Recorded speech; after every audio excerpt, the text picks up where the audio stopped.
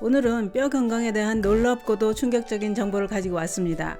특히 노년에는 뼈에 구멍이 숭숭 뚫리고 약해져서 살짝만 부딪히거나 넘어지기만 해도 쉽게 뼈가 부러져 심하면 사망에 이르게 되는 경우도 많다고 하는데요. 그런데 노년에 뼈에 구멍이 숭숭 뚫리게 만들고 녹아내리게 만드는 골다공증의 원인이 입속에도 있었던 겁니다.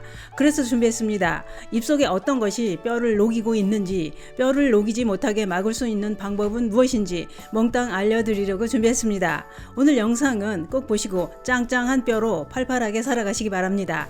그 이야기 지금 시작합니다. 안녕하십니까. 노년생활정보의 모든 것 조여사 전성시대입니다. 우리 몸을 지탱하고 있는 뼈가 구멍이 숭숭 뚫리고 있어도 우리는 모릅니다. 왜냐? 겉으로는 증상이 나타나지 않기 때문입니다. 특히 골다공증 환자의 91%가 50세 이상의 여성이라고 하는데요. 건보심평원 자료에 따르면 국내 60세 이상 10명 중 1명이 골다공증을 앓고 있다는 겁니다. 그러면 왜, 무엇 때문에 중년 여성들이 뼈가 남성들보다 더 많이 망가지고 있는 것일까요? 그 이유는 바로 호르몬 때문이라는 겁니다.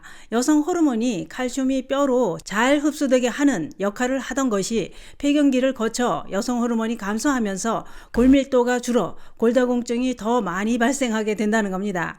특히 폐경 이후 5년에서 10년 동안 골밀도가 25%에서 30% 이상 줄어들면서 골다공증의 원인이 된다고 했는데요. 그런데 문제는 이렇게 뼈에 구멍이 숭숭 뚫리면서 뼈가 사라지고 있어도 본인은 모르고 있다는 게 이게 큰 문제라는 겁니다. 그러다 뼈가 부러지거나 혹시나 해서 검사를 했을 때 발견되는 경우가 아주 많다고 하는데요. 또한 골다공증 관련 자료에 따르면 50세 이상 성인이 평생 살아가는 동안 골다공증으로 골절이 발생될 확률은 여성이 56%, 남성이 24%나 된다고 했습니다. 뼈가 사라지는 골다공증이 무서운 이유는 노년에는 뼈가 부러지는 것만으로도 사망에 이를 수 있기 때문입니다. 노년층들의 골절은 대부분 골다공증에 의해 발생한다고 하는데요. 전문가들은 대퇴 골절은 1년 내 사망률이 16%나 되고 척추 골절은 1년 내 사망률이 3.4%나 될 정도로 사망률이 아주 높다고 했습니다. 또한 골다공증 골절 후에는 골밀도와 상관없이 척추, 손목, 고관절 이런 곳의 재발 또는 반복 골절이 발생하고 치료 결과도 좋지 않다는 겁니다. 이렇게 뼈가 약해지는 골다공증의 원인이 호르몬 때문이라고도 했는데요. 그런데 나도 모르게 뼈를 녹이고 있는 또 다른 게 있었습니다. 그게 뭐냐?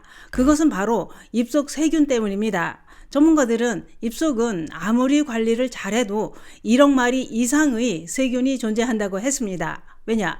음식을 먹고 난 후 음식물 찌꺼기가 치아틈 사이에 남아서 세균이 번식하기 좋은 환경이기 때문이라는 겁니다. 거기다 입속은 따뜻하고 습하고 어둡기 때문에 세균이 번식하기 딱 좋은 최적의 환경이라고 했는데요. 입속 세균 중에는 우리 건강을 지켜주는 좋은 세균도 있지만 건강을 해치는 나쁜 세균도 많다고 하는데요. 특히 치태는 세균 덩어리로 1mg당 수천 개에서 많게는 수억 마리 세균이 살고 있다는 겁니다. 이렇게 입속에 살고 있는 세균들은 우리 건강을 해치는 치명적인 독이라고 하는데요. 그 수많은 세균 중에는 뼈를 녹이고 있는 세균도 있다 이겁니다. 미국 버팔로대 연구팀이 밝힌 자료에 따르면 특히 혀를 제대로 닦지 않을 경우 구강 내 세균이 더 빠르게 증식해 골다공증과 구강암의 원인이 된다고 했습니다. 더 놀라운 것은 혀에 생긴 세균으로 인해 골다공증이 발생할 위험이 무려 30% 이상 높아지고 구강암이 발생할 위험은 2배 이상 높아진다고 했습니다.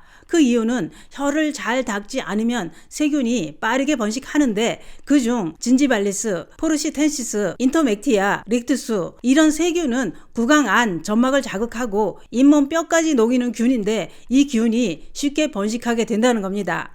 여기서 끝이 아니고 세균은 입속을 통해 넘어가는데 이때 몸속 뼈까지 침투해 뼈를 손상시킨다는 겁니다.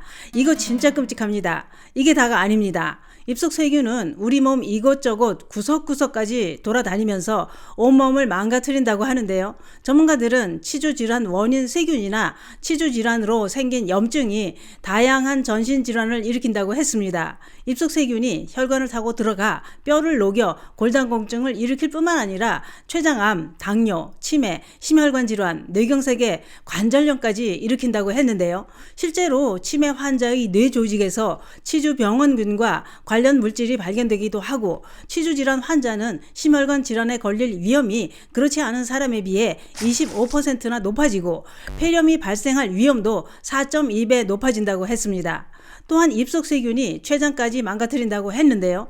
입속 특정 세균이 증식하면 췌장암 발생 위험이 2배나 높아진다는 겁니다. 전문가들은 특히 치주질환 환자의 경우 췌장암 발생 위험이 무려 64%나 증가한다고 밝혔습니다.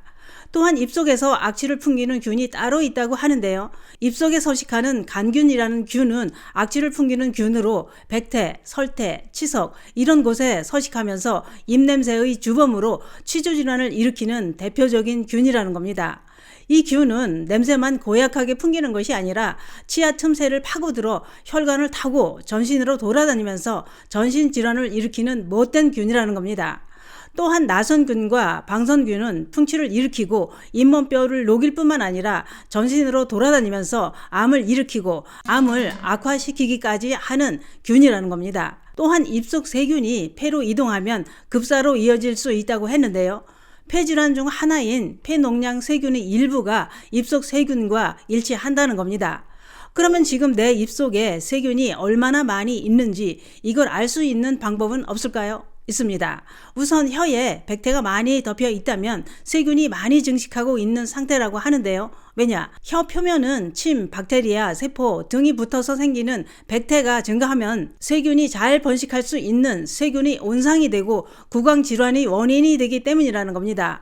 또 혀가 자주 말라서 혀 각질이 없어지지 않는 구강 건조증도 세균이 많다는 증거라고 하는데요. 또 한 가지는 레몬을 준비해 한 조각을 먹고 턱 및 침샘 부위를 만져봅니다. 이때 유독 뻐근함이 많이 느껴진다면 지금 입속에 세균이 많다는 것을 의심해 볼 수 있다고 했습니다.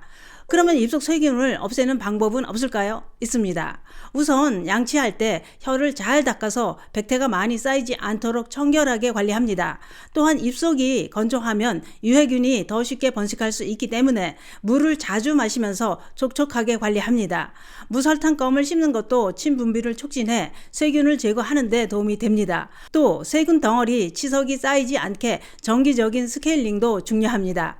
또는 다른 방송에서도 알려드린 적이 있었는데요. 생양파를 썰어서 씹으면 살균 효능으로 입속 세균을 제거할 수 있습니다.